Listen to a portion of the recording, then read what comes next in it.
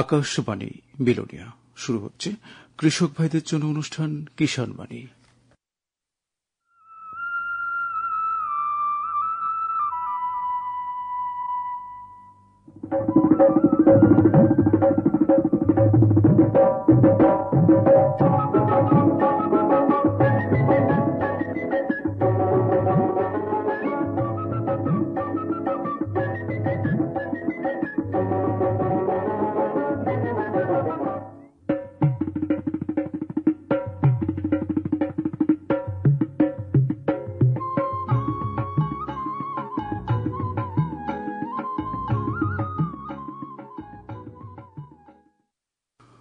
নমস্কার কৃষক বন্ধুরা, সবাইকে আজকের কিষাণ বাণী অনুষ্ঠানে স্বাগত জানাচ্ছি।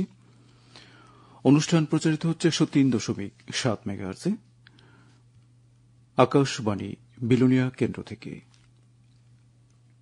অনুষ্ঠানটি পরিবেশিত হচ্ছে ভারত সরকারের কৃষি মন্ত্রণালয়ের সৌজন্যে। আমাদের আজকের অনুষ্ঠানে প্রথমে শুনবেন আবহাওয়ার খবর এবং কৃষি পরামর্শ। এছাড়া রয়েছে ফোনের অনুষ্ঠান হ্যালো কৃষক বন্ধু।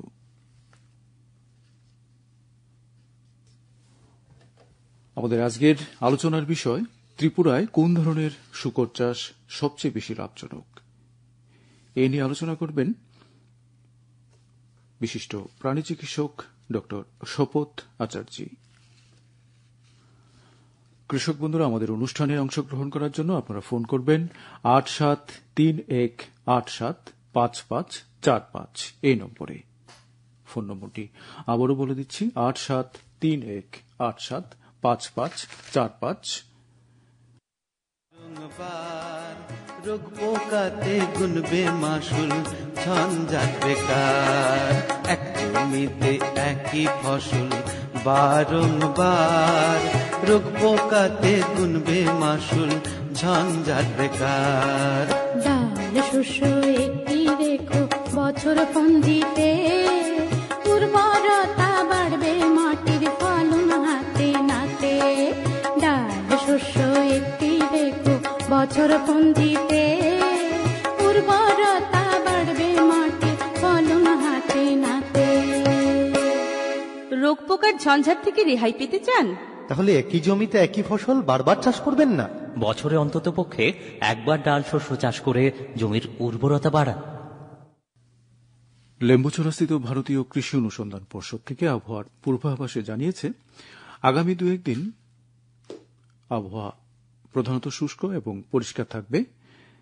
দিনের সর্বোচ্চ তাপমাত্রা 32 থেকে 34 এবং সর্বনিম্ন তাপমাত্রা 23 থেকে 24 ডিগ্রি পর্যন্ত পরিবর্তিত হতে পারে।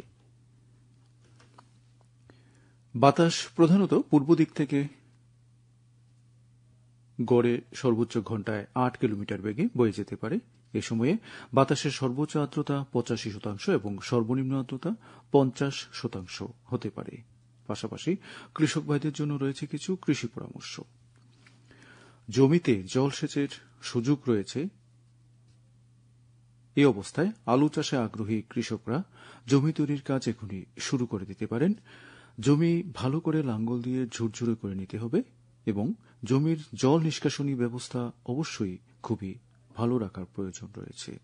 রবি মরশুমে বৃষ্টিপাত ও অনিয়মিত থাকবে, তাই জমিকে দ্রুত তস হারাতে দেবেন না, যাতে করে ফসলের প্রতিকূল অবস্থার সৃষ্টি হয়। এই অবস্থায় জমির তস সংরক্ষণ একান্ত প্রয়োজন এবং এর জন্য প্রয়োজনীয় ব্যবস্থা এখনই থেকে নিতে হবে। ফসল উঠে যাওয়ার পর জমি খালি না ফেলে রেখে পরবর্তী চাষের জন্য প্রয়োজনীয় ব্যবস্থা গ্রহণ করতে হবে। সবজির জমিতে একটি আন্তঃফসল নেওয়া যেতে পারে, এতে কৃষকদের আয় এবং পাশাপাশি মাটির আর্দ্রতার সর্বাধিক ব্যবহার হবে। স্বল্পমেয়াদী ধানের ক্ষেত্রে জমির প্রায় 40% মতো ফসল সোনালী রঙের হয়ে গেলে ধান সংগ্রহ করে নিতে হবে। সংগ্রহের পর কেটে নেওয়া ফসল জমিতে কিছুদিনের জন্য রেখে দিতে পারেন এবং অবশিষ্ট ফসল পেকে যাওয়ার জন্য অপেক্ষা করতে হবে। যে সমস্ত জমির ধান এখনই সংগ্রহের সময় হয়নি, সেখানে আর্দ্র এবং গরম আবহাওয়ায় বাদামি দাগ রোগ দেখা দিতে পারে। আক্রমণকে নিয়ন্ত্রণ করার জন্য মেডকোজেব 1.5 গ্রাম প্রতি লিটার জলে গুলে 15 দিনের ব্যবধানে 2 থেকে 3 বার করে স্প্রে করা যেতে পারে।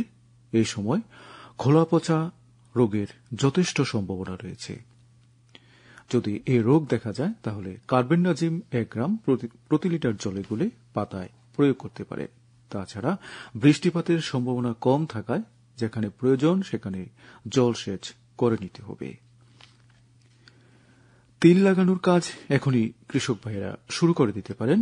তিলে ফুল আসার সময় এবং তিল পুষ্ট হওয়ার সময় হালকা জলসেচের প্রয়োজন হয়। তিল লাগানোর আগে জমিতে প্রতি কানিতে 10 কুইন্টাল গোবর সার, 20 কেজি ইউরিয়া এবং 40 কেজি সুপার ফসফেট এবং সাথে 10 কেজি পটাশ মিশিয়ে ছিটিয়ে দিতে পারেন। প্রতিটি লাইনে একটি গাছ থেকে আরেকটি গাছের দূরত্ব হবে 10 থেকে 12 সেন্টিমিটার এবং একটি লাইন থেকে আরেকটি লাইনের দূরত্ব রাখতে হবে 25 থেকে 30 সেন্টিমিটার। বর্তমান আবহাওয়ায় মরিচের থ্রিপস এবং সাদামাছির আক্রমণ বৃদ্ধি পেতে পারে, যার ফলে গাছের পাতা ঝরতে পারে এবং গাছের বৃদ্ধি রোধ হয়ে যেতে পারে। এ পোকামাকড়ের আক্রমণ নিয়ন্ত্রণের জন্য স্পাইরোমেসিফেন 22% প্রতি লিটার জলে গুলে স্প্রে করা যেতে পারে। রোগের বিস্তার বন্ধ করার জন্য দেরি না করে আক্রান্ত গাছকে জমি থেকে উঠিয়ে নষ্ট করে দিতে পারেন। প্রাণীপালক ভাইদের উদ্দেশ্যে বলছি, গবাদি প্রাণী বিশেষ করে দুধেল প্রাণীদের পরিষ্কার খাওয়ার জলের পাশাপাশি সবজি ঘাসের সাথে সুষম আহার দেওয়া একান্ত প্রয়োজন। এই সময়ের সাধারণ রোগগুলো হল অ্যানথ্রাক্স, যেখানে প্রচণ্ড জ্বর আর সাথে প্লীহা বড় হয়ে যাওয়া দেখা যায়, খুরাপিরা হতে পারে। নিয়মিত টিকাকরণের মাধ্যমে এই রোগ নিয়ন্ত্রণ করতে হবে। প্রাণীর দুধ উৎপাদনে এই সমস্ত রোগের নেতিবাচক প্রভাব রয়েছে। প্রয়োজনে নিকটবর্তী প্রাণী চিকিৎসালয়ের সাথে যোগাযোগ করে ব্যবস্থা নিতে পারেন। শুনলেন আবহাওয়ার খবর এবং কৃষি পরামর্শ। এই আবহাওয়ার খবর এবং কৃষি পরামর্শ আমাদের কাছে পাঠিয়েছেন লেম্বুছড়াস্থিত কৃষি অনুসন্ধান পরিষদ। কৃষক বন্ধুরা, আমাদের আজকের ফোনের অনুষ্ঠানের আলোচনার বিষয় ত্রিপুরায় কোন ধরনের শুকর চাষ সবচেয়ে বেশি লাভজনক। আপনারা আমাদের অনুষ্ঠানে অংশগ্রহণ করার জন্য ফোন করবেন 8731875545 এই নম্বরে। আমাদের আজকের বিষয় নিয়ে বিস্তারিতভাবে আলোচনা করবেন ডক্টর শপথ আচার্য। ডাল শস্য চাষে ভাই সারের খরচ কমবে তাই, বৎসরান্তে ডাল একবার নিখরচায় নাইট্রোজেন সার। ডাল শস্য চাষে ভাই সারের খরচ কমবে তাই, বৎসরান্তে ডাল একবার নিখরচায় নাইট্রোজেন সার। নিখরচায় নাইট্রোজেন সার, নাইট্রোজেন সার। প্রাণীজ সার ব্যবহার করে রাসায়নিক সার ব্যবহারের পরিমাণ কমাতে পারেন। ডাল জাতীয় শস্যে জীবাণু সার ব্যবহার করে নাইট্রোজেন সারের ব্যবহারও কমানো সম্ভব। শুরু করছি আমাদের আজকের ফোনের অনুষ্ঠান হ্যালো কৃষক বন্ধু। প্রথমে স্বাগত জানাচ্ছি ডক্টর শপথ আচার্যকে আমাদের অনুষ্ঠানে অংশগ্রহণ করার জন্য। আপনি ইতিমধ্যে জেনে গেছেন আমাদের আজকের আলোচনার বিষয় হচ্ছে ত্রিপুরায় কোন ধরনের শুকর চাষ সবচেয়ে বেশি লাভজনক। তো এই ব্যাপারে যারা প্রাণীপালক ভাইরা রয়েছেন, যারা ইতিমধ্যে শুকর চাষ করছেন বা নতুন করে করার ভাবনা রয়েছে, আপনারা আমাদের অনুষ্ঠান শুনবেন, ফোন করবেন 8731875545 এই নম্বরে, সরাসরি উত্তর জেনে নেবেন বা প্রাণীপালন নিয়ে যে কোনো সমস্যা নিয়ে আপনারা ফোন করতে পারেন এবং সরাসরি আপনাদের উত্তর জেনে নিতে পারেন। শপথবাবু, আমাদের আজকের অনুষ্ঠানের বিষয়ের উপর যে প্রশ্নটা আসছে সেটা হলো আমাদের এই দক্ষিণ ত্রিপুরাতে শুকর চাষ, যে আমাদের আবহাওয়া দক্ষিণ ত্রিপুরাতে শুকর চাষ কতটা হবে বলে আপনার মনে হয়? সবাইকে নমস্কার। দেখুন, শূকর চাষ এটা মানে অনেক পুরনো ইয়ে থেকে চলে আসছে। এটা দক্ষিণ ত্রিপুরা বলুন বা সারা ত্রিপুরা রাজ্যে শূকর চাষের ব্যাপক জনপ্রিয়তা, এবং দিনের দিন কিন্তু শূকর চাষে বিশেষ করে যারা ইয়ং বয়সের যারা এন্টারপ্রেনিউর আছে ওরা কিন্তু এগিয়ে আসছে, এবং শূকরের যে আজকের দিনে যে মার্কেটের যে ভ্যালু বা শূকরের মাংসের যে চাহিদা, ওই চাহিদা কিন্তু দিনের দিন বাড়ন্তই থাকছে। তো সেই দিক থেকে তাকিয়ে দেখলে আমার আজকের যে টপিক বা যে আলোচনা সেটা কিন্তু খুবই প্রাসঙ্গিক।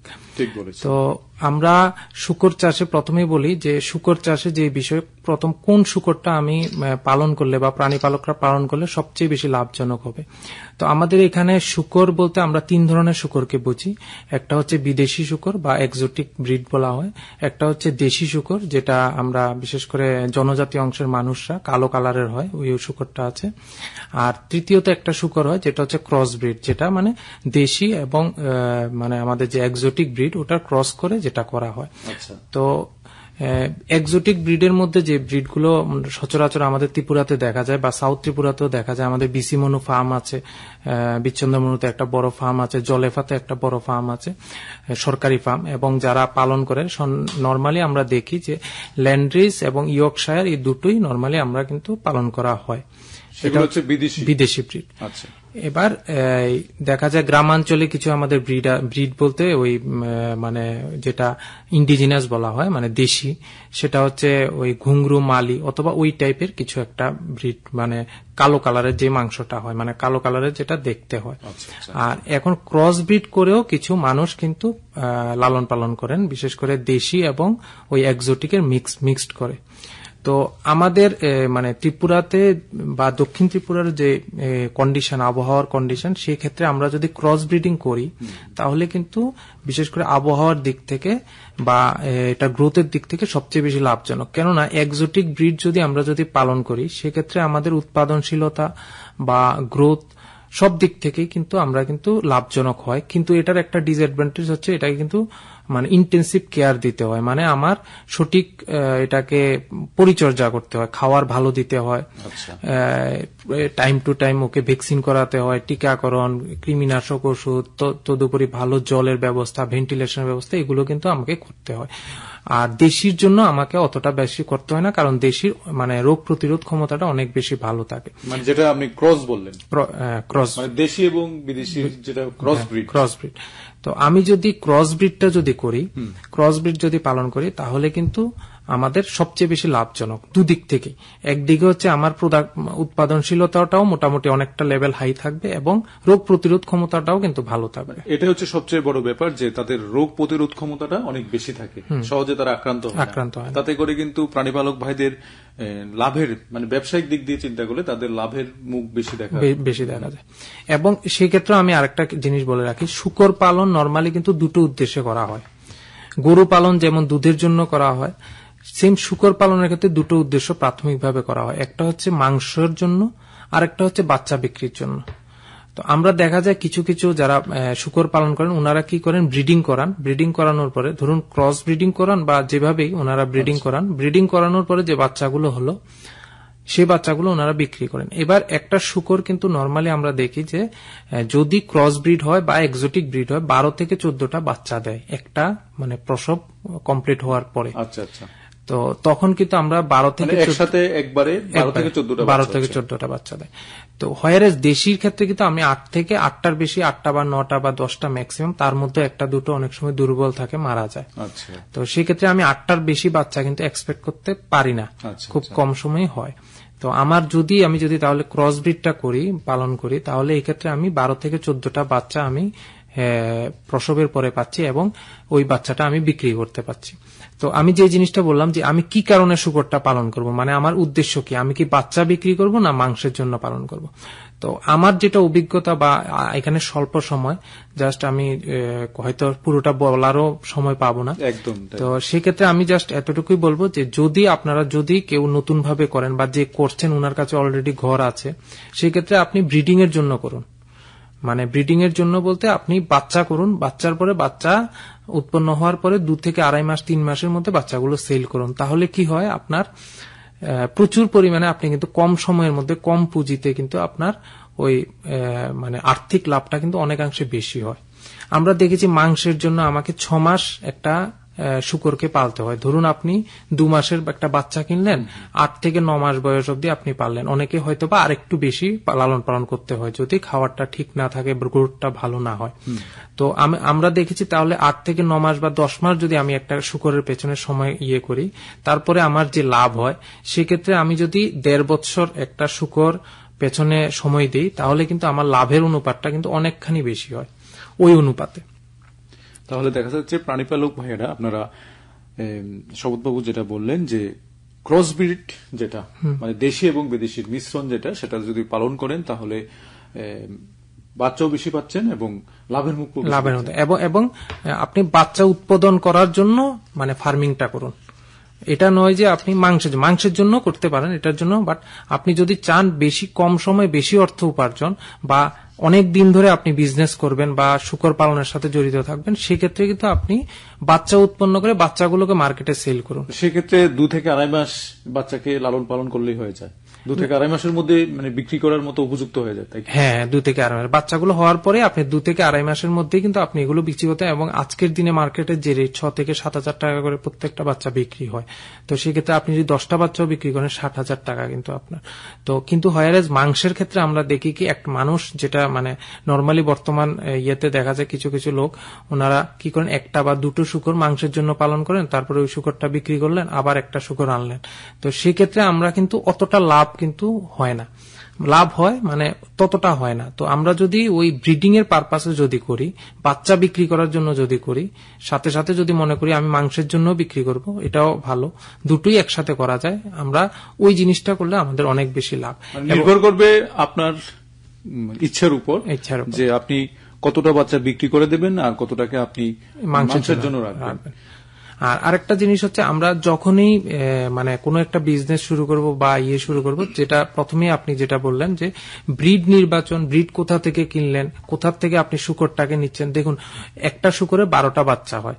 এবার আপনি ধরুন কিনলেন 2টো বাচ্চা, ওই বাচ্চাগুলো যদি ব্রিডিং করে নিজেরার মধ্যে, তাহলে কিন্তু ওই বাচ্চাগুলোর মানে ওই শূকরটা যখন বাচ্চা দেবে তখন কিন্তু বাচ্চাগুলো অতটা পরিপুষ্ট হবে না। বা ইনব্রিডিং এর ফলে যেটা হয় যে তখন আপনার যখন শূকর কিনবেন মানে ফার্মিং এর জন্য, তখন আপনাকে লক্ষ্য রাখতে হবে যে আপনি 2টো শূকর যেন 2 মা থেকে হয়, ওটা মা যেন আলাদা আলাদা হয়। এবার আপনি ইচ্ছা করলে আপনি ফার্ম থেকে নিতে পারেন বা আপনার পার্শ্ববর্তী কোনো এলাকা থেকে নিতে পারেন। যখন ফার্ম শুরু করবেন তখন আপনি ধরুন, আমরা নর্মালি একটা শূকরের বেটা শূকরের জন্য 5টা বেটি শূকর, 2টোর জন্য 8টা, এইভাবে করে আমাদের 2:8, 1:4 এই রেশিওতে আমরা কিন্তু ফার্মিং শুরু করা হয় যারা করে। আচ্ছা, তো সেক্ষেত্রে আমাকে লক্ষ্য রাখতে হবে আমি যাতে এক জায়গা থেকেই যাতে সবগুলো বাচ্চা না কিনি, ডিফারেন্ট জায়গা থেকে, যাতে ধরুন 2টো জায়গা থেকে আমি কিনলাম, 2 জন খদ্দের থেকে আমি কিনলাম 2টো শূকর। আচ্ছা, আবার বেটা শূকর যেটা কিনলাম সেটা আরেক জায়গা থেকে কিনলাম, তাহলে 3টা ডিফারেন্ট জায়গা থেকে 3টা আমি শূকর নিলাম। তো সেক্ষেত্রে আমার কি হয়, ওই শূকরগুলো মানে ওই শূকরের যে মানে ইনব্রিডিং হওয়ার যে চান্সেস বা ধরুন সম্পর্ক থাকার যে ইয়েটা থাকে, ওটা কিন্তু আমি অনেকটা নষ্ট করে দিতে পারি, যার ফলে পরবর্তী যখন উনি বাচ্চা দেয় ওই শূকরটা, তখন কিন্তু ওই শূকরের বাচ্চাগুলো ভালো গ্রোথ হয়, ভালো উৎপাদনশীলতা থাকে এবং সব দিক থেকে রোগ প্রতিরোধ ক্ষমতাও অনেকটা ভালো থাকে। আচ্ছা আচ্ছা, তো সেটা একটা খুবই গুরুত্বপূর্ণ কথা বললেন যে একই জায়গা থেকে সমস্ত শূকরের মানে যে প্রজাতি, একই প্রজাতির বা একই ঘর থেকে না কিনে বিভিন্ন জায়গা থেকে কিনে নেওয়া, 2টো মালিক থেকে কিনুন, যাতে এক মায়ের বাচ্চাই আপনি 2-3টে না আনলেন। অনেকে কি করে, ধরুন একটা মালিক থেকে কিনে আনলো, 2-3টে নিয়ে এলো, বেটাও আনলো বেটিও আনলো। তো সেই ক্ষেত্রে ওই বাচ্চাগুলো যখন বড় হয়ে যখন ব্রিডিং করে যখন বাচ্চা হবে, তখন কিন্তু ওটা কিন্তু ভালো হবে না। এবং আমার মনে হয় আরেকটা ব্যাপার প্রাণীপালক ভাইদের খেয়াল রাখতে হবে, সেটা হলো যেখান থেকে আমরা কিনি না কেন, সরকারি কোনো খামার থেকে বা বেসরকারি যেখান থেকে নিই, খেয়াল রাখতে হবে যে তাদের উপযুক্ত ভ্যাকসিনেশন বা টিকাকরণ সঠিক সময় হয়েছে কিনা, এগুলো আমাদের খেয়াল রাখতে হবে। অবশ্যই। আরেকটা জিনিস হচ্ছে, যদি কেউ শূকর পালন করেন, দেখুন আমরা দেখি প্রায় সময়ই মানে সব জায়গাতে 1, 2 বা 3টে করে মানুষ কিন্তু শূকর পালন করে। তো সেক্ষেত্রে আমাকে একটা জিনিস মানে অনেকে যেটা মানে ভুল করে বা যেটার জন্য আর্থিক ক্ষতির সম্মুখীন হয়, সেটা হচ্ছে বাচ্চা যখন হয় একটা শূকরের, তখন আমরা কি করি, ওই শূকরটাকে মানে নিয়ম হচ্ছে 35 থেকে 40 দিনের মধ্যে এটাকে উইনিং করিয়ে নিতে হবে। উইনিং মানে হচ্ছে মা থেকে বাচ্চাটাকে আলাদা করে নিতে হবে। মানে ধরুন একটা মা শূকর আপনার আজকে বাচ্চা দিল, সাপোজ আজকে 20 তারিখে বা আজকে 23 তারিখে, অক্টোবরের 23 তারিখে বাচ্চা দিল, তাহলে এর 1.5 মাসের মধ্যে, 1.5 মাস যখন হবে, ধরুন ডিসেম্বরের কোনো একটা তারিখ হবে, ওই মাঝামাঝি হবে, ওই তারিখে কিন্তু আমার মা শূকর থেকে এই যে বাচ্চা শূকর গুলো 10টা বা 12টা যেটাই হলো ওগুলোকে কিন্তু আলাদা করে নিতে হবে। কারণ এটা দুটো কারণ আছে। একটা কারণ হচ্ছে যদি এই বাচ্চা শূকরকে মা শূকরের সাথে রাখি, তাহলে মা শূকরটা কিন্তু দ্বিতীয়বার আবার যে ডাকে আসা ওটা কিন্তু দেরিতে আসবে, মানে প্রজনন ক্ষম হওয়া ওটা কিন্তু আবার দেরিতে হবে, হিটে আসা। তো ওইটা যদি দেরিতে আসে তাহলে আপনার কিন্তু ওই বাচ্চার উৎপাদন, মানে যে মাটা যে আবার যে ডেলিভারি দেবে বা বাচ্চা দেবে ওটা কিন্তু অনেকটা লেট হবে। তাহলে আপনি খাওয়ার খরচা গেল, অনেক কিছু গেল, কিন্তু আপনি ওই বাচ্চাগুলো পেতে বা বাচ্চার উৎপাদনটা পেতে অনেকটা দেরি হলো। সাথে সাথে যে বাচ্চাগুলোকে আপনি মার সাথে রাখলেন ওগুলো কিন্তু দুধ খাচ্ছে, ওগুলো যদি আপনি আলাদা করে অন্য ফিডিং না করান, তাহলে কিন্তু ওই বাচ্চাগুলো কিন্তু অপটিমাম গ্রোথ হবে না। ওই বাচ্চাগুলোকেও কিন্তু আপনি যখন বিক্রি করবেন বা যখন আপনি যে কারণেই রাখুন না কেন, ওই গ্রোথটা কিন্তু আপনি পাবেন না। তো সেক্ষেত্রে আমি প্রাণী পালকদের, মানে যারা প্রাণী শূকর পালনের সাথে জড়িত, আমি তাদেরকে বলবো যে আপনারা সঠিক সময়ে এটাকে উইনিং করিয়ে নেবেন।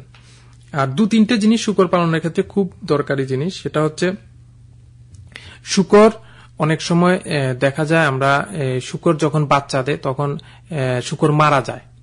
মানে মারা যায় বলতে আপনি 10টা-12টা শূকর দিল, তো তখন দেখা যায় একটা শূকর বা দুটো শূকর ওই মা শূকরের নিচে তলায় চাপা পড়ে কিন্তু মারা যায়। ওটা কিন্তু খুব মানে প্রায়শই হয়। অনেকের বাড়িতে দেখা যায় 10টার মধ্যে 3-4টে শূকরই মারা যায়।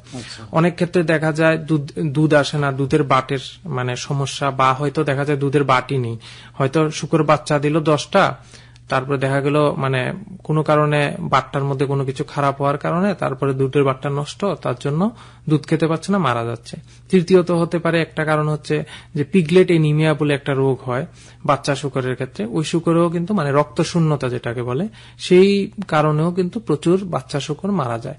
তো আমাকে এই জিনিসগুলো কিভাবে আমরা অ্যাভয়েড করতে পারি, এটার প্রথমত আমি শূকর যারা পালেন তারা একটু দৃষ্টি রাখবেন, যখনই শূকর বাচ্চা দেয় বা দেওয়ার কাছাকাছি সময় হয় তখন ওকে আলাদা একটা একটু বড় সাইজের ঘরে শিফট করে নেবেন।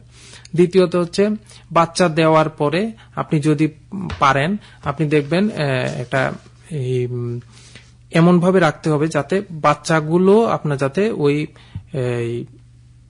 মা শূকরের নিচে তলায় না চাপা পড়ে। তার জন্য একটা ক্র্যাডেল বলে একটা আমরা বলে থাকি, একটা মানে নেটের মতো, লোহার নেটের মতো। ওটা আপনি যদি কোনো ফার্মে যান, বিচ্চন্দ্রমণি ফার্ম বা যে কোনো ভালো ফার্মে যান, তাহলে আপনি ওটা দেখতে পারেন। ওটার মধ্যে দিয়ে ছোট শূকরগুলো পাস হতে পারে, কিন্তু বড় শূকরগুলো আপনার পাস হতে পারে না, মানে মা শূকরটা বানিয়ে নিতে হবে। তো এটার নমুনার জন্য আপনি নেটে দেখতে পারেন বা কোথাও গিয়ে যেখানে করা আছে অলরেডি তৈরি আছে, তো সেখানে গিয়ে করলে কি হবে, ওই শূকরগুলো কি হবে মানে দুধটা তো খেতে পারবে, কিন্তু ওই মার নিচে গিয়ে পড়ে থাকা বা মা ওটার উপরে পড়ে যাওয়া, এটার কিন্তু সম্ভাবনাটা অনেকটা কমে যায়। তার ফলে আমি প্রথম 10 বা 15 দিনে যে এই ধরনের যে সম্ভাবনা, এটা কিন্তু আমরা কিন্তু অনেকটাই কমিয়ে নিতে পারি, যার ফলে শূকর মারা যাওয়ার সম্ভাবনা থাকে না। দ্বিতীয়ত যে জিনিসটা, যে পিগলেট এনিমিয়া বা রক্তশূন্যতার অভাবে যে শূকরের যে মৃত্যু, সেটার জন্য আমাকে কিন্তু আয়রন, শূকরের দুধের মধ্যে আয়রনের পরিমাণ খুব কম থাকে। তো সেক্ষেত্রে আমাকে ওই বাচ্চা শূকরগুলোকে প্রথম 7 দিন এবং 14 দিনে 2টো ইনজেকশন করে নিতে হয়, আয়রনের ইনজেকশন। এই ইনজেকশনগুলো যদি আপনি না দেন, এটা আয়রনের ইনজেকশন বলা হয়, ইন্টারফেরন বলা হয়, ইমফেরন। তো এই ইনজেকশনটা যদি আপনি 0.5 ml করে পুশ করেন বা কাউকে দিয়ে পুশ করান, তাহলে কিন্তু বাচ্চার গ্রোথ ভালো হয়, যে রক্ত শূন্যতা সেটা কমে এবং বাচ্চাগুলো কিন্তু দ্রুত আপনার ওই ম্যাচুরিটি এজে আসে। আচ্ছা আচ্ছা, তাহলে প্রাণীপালক ভাইদের আমার মনে হয় নিজ থেকে এটা না করে যারা পালন করছেন তাদেরকে সবসময় প্রাণী চিকিৎসালয়ের সাথে যোগাযোগ বা পশু চিকিৎসকের সাথে যোগাযোগ রেখে সমস্ত রকম ব্যবস্থা গ্রহণ করা, কি কি সমস্যা হচ্ছে বা কখন কি করতে হবে সবগুলো মানে তাদের সঙ্গে কন্ট্যাক্ট রেখে যোগাযোগ রেখে সবকিছু করলেই ভালো হবে। কখন কি খাওয়াবেন। শূকর পালনের ক্ষেত্রে সরকারি কি কি সুবিধা রয়েছে? হ্যাঁ, একদমই। এই জিনিসটাও একটু মনে হয় বলা, আপনি যে জিনিসটা জিজ্ঞেস করলেন সেটাও একটু আলোচনা করা দরকার, খুবই প্রাসঙ্গিক। বর্তমানে আমাদের কিন্তু বিভিন্ন সরকারি স্কিম চালু আছে, যেগুলোর মধ্যে যারা বেনিফিশিয়ারি ওনারা পান। তাছাড়াও যারা নরমালি শূকর পালনে ইচ্ছুক, ধরুন যে কোনো ধরনের যে কোনো এন্টারপ্রিনিয়র হোক বা যে ইচ্ছুক, সেই কিন্তু আমাদের বিভিন্ন স্কিম আছে সরকারি, যেমন কেসিসি বলে একটা আছে, কিষান ক্রেডিট কার্ডের সুবিধা। সেটার মাধ্যমে কি হয়, আপনি আপনার যদি অলরেডি এক্সিস্টিং আপনার কাছে ধরুন একটা বা দুটো শূকর আছে, তো সেই ক্ষেত্রে কিন্তু আপনি ওই স্কিমের মধ্যে অ্যাপ্লাই করলে আপনি কিন্তু ব্যাংকে কম সুদে 7% ইন্টারেস্টে কিন্তু আপনি এই সুদ ইয়েটা পাবেন, লোনটা নেওয়া যেতে পারে। এবং এটার জন্য আপনি প্রাণী চিকিৎসালয়ের সাথে যোগাযোগ করুন, তাহলে কিন্তু এই যে কেসিসি লোনের যে সুবিধাটা, সেটা মেইন সুবিধাটা কি, এটা হচ্ছে আপনাকে শূকর পালনের জন্য লোন দেবে। দ্বিতীয়ত হচ্ছে এটা সুদের হার নরমালি আমরা দেখি যে পার্সোনাল লোনের ক্ষেত্রে 12%, 14% এরকম, কিন্তু এটার ক্ষেত্রে 7%। আর এটার সবচেয়ে বড় সুবিধা হচ্ছে আপনি যদি 1 বছরের মধ্যে ধরুন আপনি 50,000 বা 60,000 বা 1 লাখ টাকা নিলেন, যদি 1 বছরের মধ্যে লোনটা শেষ করে দেন, তাহলে কিন্তু 4% ইন্টারেস্টে আপনি নিতে পারবেন। এটা হচ্ছে একটা জিনিস। দ্বিতীয়ত হচ্ছে আমরা সেক্ষেত্রে একজন কত টাকা লোন পাবেন সেটা কিভাবে ধার্য হয়? সেটা হচ্ছে আপনার কটা শূকর আছে বাড়িতে, যারা এক্সিস্টিং শূকর আছে। ধরুন যদি আমি একটা অনুমান দিচ্ছি, যদি আপনার কাছে একটা বেটা 3টা বেটি শূকর থাকে, তাহলে আপনি কিন্তু প্রায় 1,29,000 টাকার মতো আপনি কিন্তু এই লোনে পাবেন। একটা বেটি শূকর আর দুটা যদি বেটা শূকর থাকে, একটা বেটা 3টে বেটি শূকর থাকলে 1,29,000 মতো। এরকম করে ইভেন সরকারের কিছু NLM প্রজেক্ট বলে কিছু আছে, এটা অনলাইনে অ্যাপ্লাই করতে হয়। সেটার ক্ষেত্রে ভর্তুকিতে আপনি যদি SC ST হন, তাহলে কিন্তু ভর্তুকিতে আপনি প্রায় 20 লাখ 30 লাখ এরকম টাকা অবধি আপনি কিন্তু লোন পেতে পারেন। সেটার জন্য আমি পুরোটা ডিসকাস হয়তো সময়ের অভাবে করতে পারবো না। এটার জন্য আপনি যে প্রাণী চিকিৎসক আছে ওনার সাথে যোগাযোগ করুন। এটার মধ্যে 50% সাবসিডিরও ব্যবস্থা আছে। আচ্ছা। তো ইতিমধ্যে তো অনেক প্রাণীপালক ভাই বোধহয় এর সুবিধা নিচ্ছেন। হ্যাঁ, একদমই নিচ্ছে। অনেক আমাদের কাছে সাউথ ত্রিপুরাতে অনেকে নিচ্ছেন, সব জায়গাতেই, ত্রিপুরা রাজ্যে প্রচুর জায়গাতেই, বিশেষ করে কেসিসি লোন তো অনেক নিচ্ছেন। NLM এর মধ্যে অনেক আছেন, ইভেন সাবরুমে একজন আছেন খুব ভালো চাষী, উনিও নিচ্ছেন এরকম। আচ্ছা, সেক্ষেত্রে যদি শূকর পালন করতে গিয়ে মারা যায় বা ক্ষতিগ্রস্ত হন কোনোভাবে, সেক্ষেত্রে কি কোনো আপনাদের কোনো বীমা রয়েছে? হ্যাঁ, এখন বর্তমানে সরকার দপ্তর যদি কোনো শূকরের যদি মৃত্যু হয়, অনাকাঙ্ক্ষিত কারণে, রোগে নয় কিন্তু অনাকাঙ্ক্ষিত কারণে, অ্যাক্সিডেন্ট বা কোনো কিছু, যে কোনো ধরনের, অনেক সময় অনেক জায়গাতে হয়, বিষ খাওয়া, বিভিন্ন কারণে হয়, তাহলে কিন্তু আপ টু 20,000 অব্দি আমাদের কিন্তু ওনাকে ক্ষতিপূরণ দেওয়ার আশ্বাস আছে, সর্বোচ্চ 20,000 টাকা। তাছাড়াও বীমারও ব্যবস্থা আছে। আপনি এগুলোর জন্য প্রাণী চিকিৎসালয়ের যে ডাক্তারবাবু আছেন ওনার সাথে পরামর্শ করলে এগুলো বিস্তারিত আপনার কিন্তু এই সুবিধাগুলো আপনি নিতে পারেন। তাহলে দেখা যাচ্ছে যে শূকর পালন খুবই লাভজনক একটা ব্যবসা। যারা প্রাণী পালন করছেন, যদি আপনি শূকর পালন করেন দুভাবে করতে পারেন। একটা হচ্ছে আপনি বাচ্চা বিক্রি করে আয় করতে পারেন, আবার মাংসের বিক্রি করে যদি আয় করতে চান সেটাও করতে পারেন। সেক্ষেত্রে আমরা যদি দেশি এবং বিদেশি ক্রসবিট করে করি, সেখানে লাভবানটা বেশি হচ্ছে, কারণ এই ধরনের শূকরের রোগ প্রতিরোধ ক্ষমতা অনেক বেশি, বা রোগে আক্রমণ হওয়ার ক্ষমতা সম্ভাবনা খুবই কম। তো কি কি সুবিধা আছে সরকারি, সেটাও আপনি বলে দিলেন। আমাদের সময় বলে দিচ্ছে, আমাদের অনুষ্ঠান এখানে শেষ করতে হবে। আমাদের আজকের বিষয় ছিল ত্রিপুরায় কোন ধরনের শূকর চাষ সবচেয়ে বেশি লাভজনক। পুরো শূকর চাষ নিয়ে আমরা ভালোভাবে শুনলাম, বিস্তারিত আলোচনা শুনলাম। আলোচনা করেছেন ডক্টর শপথ আচার্য। আপনাকে অসংখ্য ধন্যবাদ আমাদের সময় দেওয়ার জন্য। কৃষক বন্ধুরা, আমাদের অনুষ্ঠান এখানেই শেষ করতে হচ্ছে। আগামী অনুষ্ঠানে সবার সাথে কথা হবে। সবাই ভালো থাকবেন, সুস্থ থাকবেন। আমাদের এই অনুষ্ঠানটি পরিবেশিত হয়েছে ভারত সরকারের কৃষি মন্ত্রণালয়ের সৌজন্যে।